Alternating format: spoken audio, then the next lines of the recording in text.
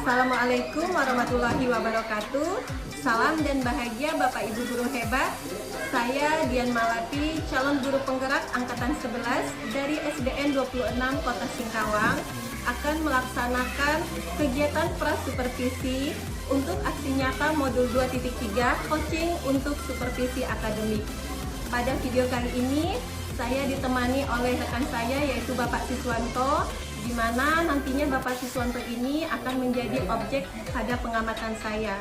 Silakan Pak Sis. Baik, Assalamualaikum warahmatullahi wabarakatuh. Perkenalkan, saya adalah Siswanto, guru SDN 26 Singkawang. Pada hari ini saya akan di-coaching oleh Ibu Dian Malapi pada tugas modul 2.3 coaching di calon guru penggerak tahun 2024. Terima kasih.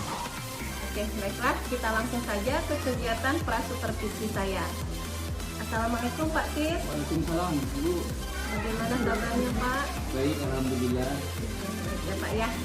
Jadi Pak Sis, pada kegiatan kita kali ini kita akan melaksanakan kegiatan prasupervisi, di mana tujuannya itu agar nanti ketika saya melakukan pengamatan atau observasi pada kegiatan pembelajaran Bapak di kelas, Bapak bisa menjadi lebih siap dan lebih percaya diri akan berbagai hal yang akan kita bahas sesudah ini ya Pak ya. Iya, Bu.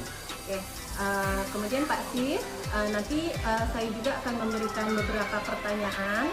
Boleh ya Pak ya? Boleh, silakan Bu. Oke, pertanyaan yang pertama ini terkait kegiatan pembelajaran yang akan disupervisi nanti.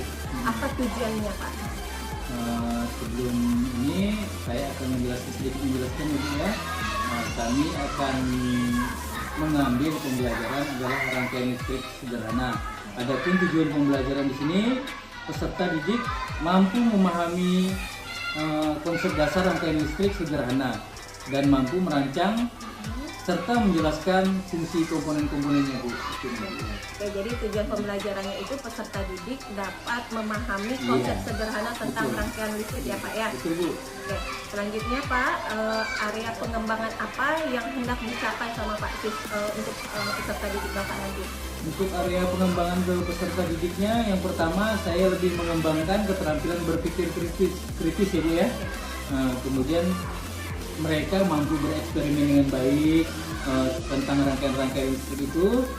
Berikutnya yang kedua adalah meningkatkan keterlibatan peserta didik dalam pembelajaran melalui demonstrasi. Iya.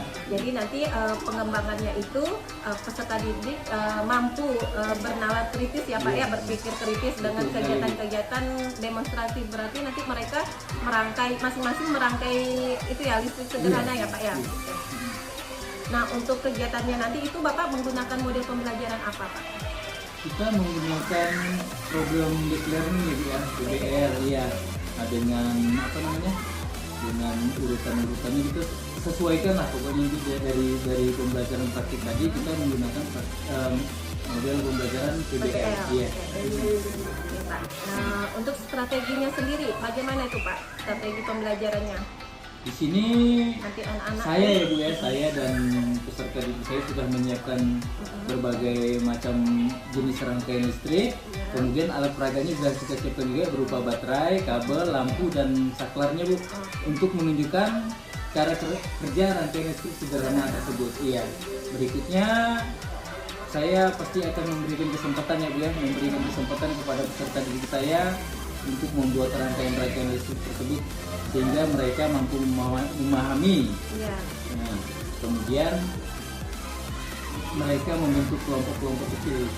Jadi nanti kegiatannya itu strateginya peserta didik dibagi menjadi beberapa kelompok kecil ya Pak ya. Betul, iya. Untuk mendemonstrasikan merangkai listrik sederhana itu tadi ya. Oke Pak. Nah, untuk penilaiannya nih Pak, bagaimana?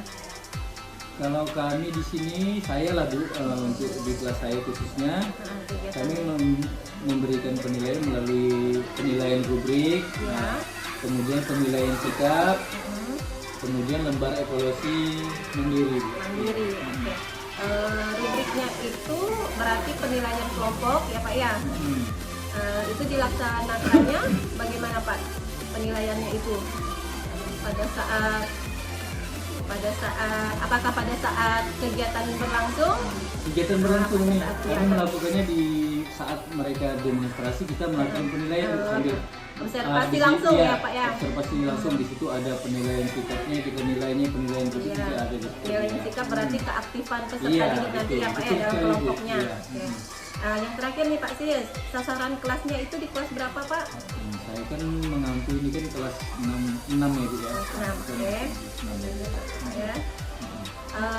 Untuk kegiatan supervisinya rencananya mau di hari tanggal berapa dan jam berapa Pak?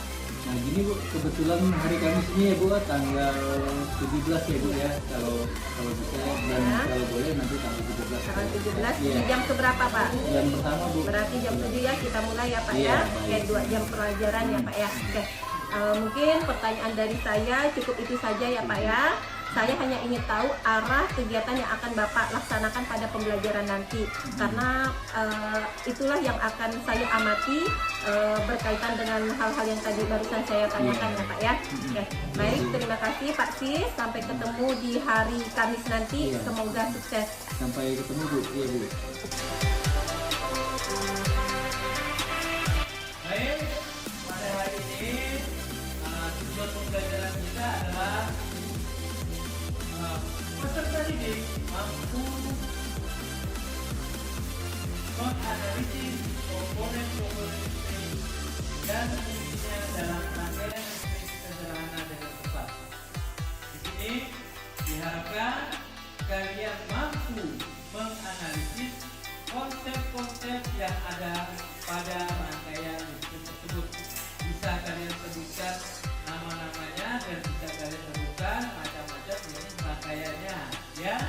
Baik, yang kedua adalah setelah melakukan percobaan, peserta didik mampu menentukan minimal 4 dari 5 komponen listrik dan fungsinya dalam rangkaian listrik sederhana. Apa namanya? Baterai. Baterai dipergunakan untuk menyimpan arus listrik. Kemudian yang kedua, yang unik ini apa namanya? Papan rangkaian listrik.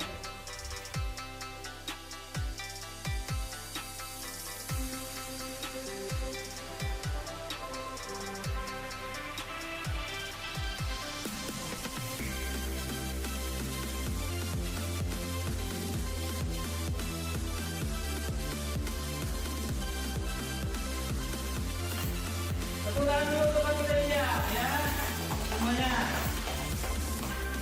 Oke, silakan aja.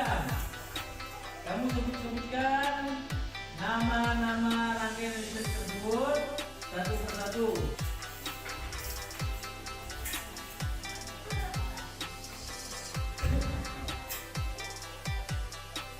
Baterai, kemudian ini apa namanya? Kabel listrik, ya.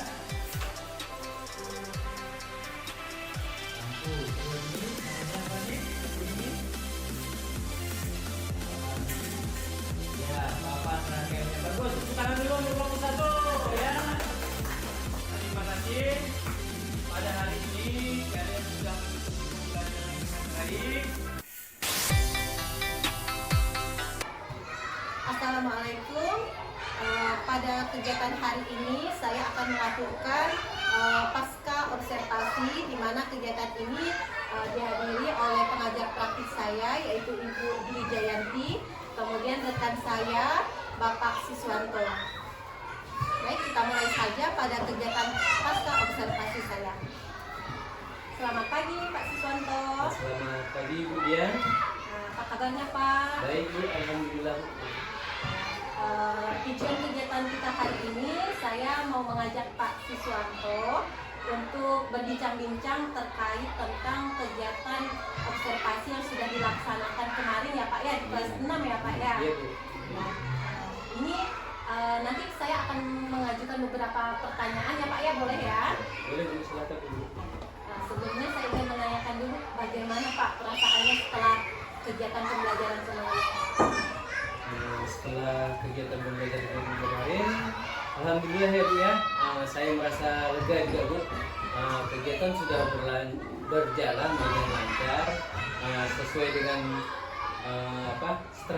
strategi pembelajaran yang sudah saya terapkan. Ya, Bu. Kemudian Pak, bisa Bapak ceritakan sedikit tentang pembelajaran yang kemarin sudah dilaksanakan Pak, bagaimana?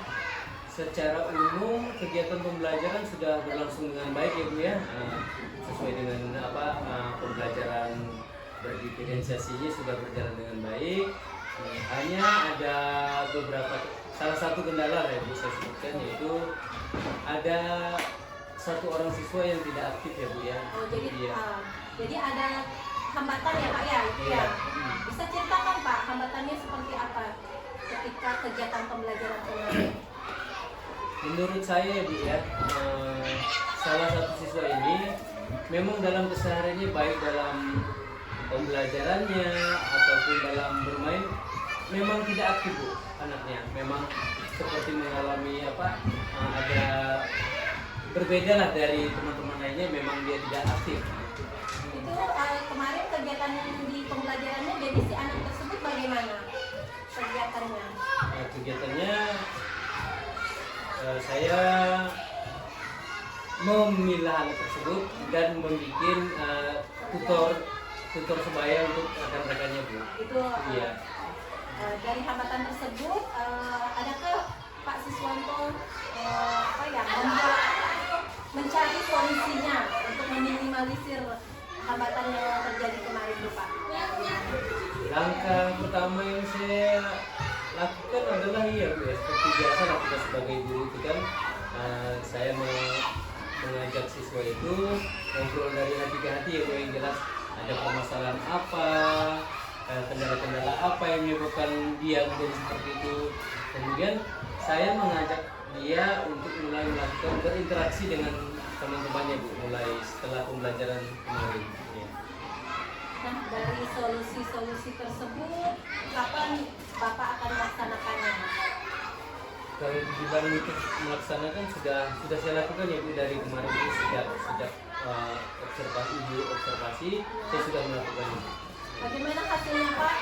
Apakah sudah Alhamdulillah Bu, tampak sudah atau- ada tampak perubahan menuju ke arah perbaikan. Jadi anak tersebut dalam kesehariannya, apalagi dalam kegiatan pembelajarannya kurang berinteraksi gitu Iya, ya betul, hambatannya betul. ya. Iya. Oke. Baik Pak Sis, hebat sekali dari solusi-solusi yang tadi Bapak sampaikan. Apakah ada harapan-harapan Bapak ke depannya seperti apa untuk pembelajaran Bapak di kelas nantinya? Harapan saya semoga saya bisa tetap konsisten ya Bu ya, menjalankan strategi pembelajaran yang berpihak kepada peserta didik. Intinya saya ingin melihat anak didik saya sesuai dengan apa yang saya cita-citakan dan dari profil pelajar Pancasila ini. Pembelajaran yang berpusat pada murid ya Pak, Iya, ya iya, pastinya Bu. ya. Baiklah, mungkin cukup itu saja Pak Sis. Terima kasih atas waktunya. Nanti berarti Bapak bisa kembali lagi ke kelas ya Pak ya. Iya, terima kasih Bu. Ya.